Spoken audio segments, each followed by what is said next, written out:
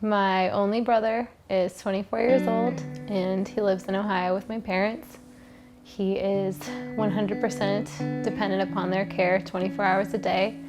He was diagnosed with epilepsy in second grade, and at that time he began to take a series of anticonvulsants in order to attempt to curb the symptoms of seizures that he was having.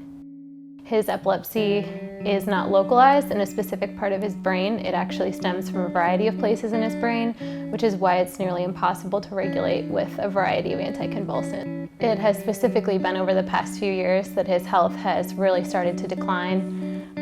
He has had over 30 concussions at this point and broken countless bones, had a whole lot of stitches, and now deals with really intense emotional and mental instability. During this time, I have been extremely encouraged by my parents as I watched them deal with this situation. My mom ended up quitting her job around 2 years ago to move across the country with my brother in order to try experimental medical treatment to see if that could better his situation. And she ended up being there for about a year and had to return after that because things were too bad for her to handle without my dad, who was stuck at his job in Ohio.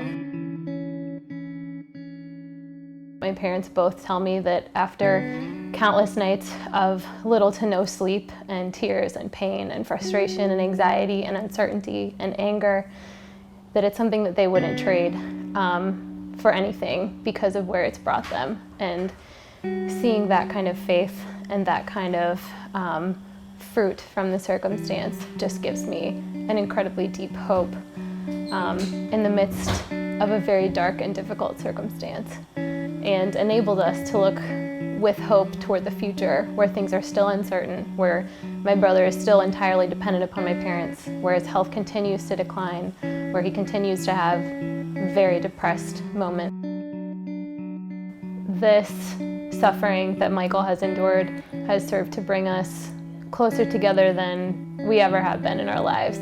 As kids, we definitely fought a lot growing up. We had very different personalities and just had the general sibling rivalry that you would anticipate.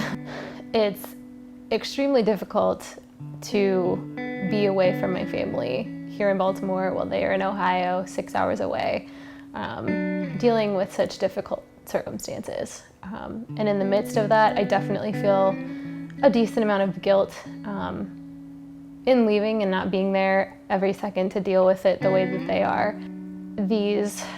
These themes of suffering and God's love, which seem at first questionable or contradictory, have come to a point of reality in my life where I had no choice but to dig deeper and understand how these two things can coexist and why they coexist and why God has these things for us.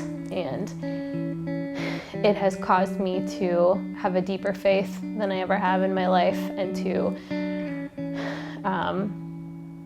rid myself of anxiety that might otherwise be constantly present, and to recall in the past God's faithfulness in each seemingly unsurmountable or unendurable circumstance, remembering that even after the darkest night, the sun always rises.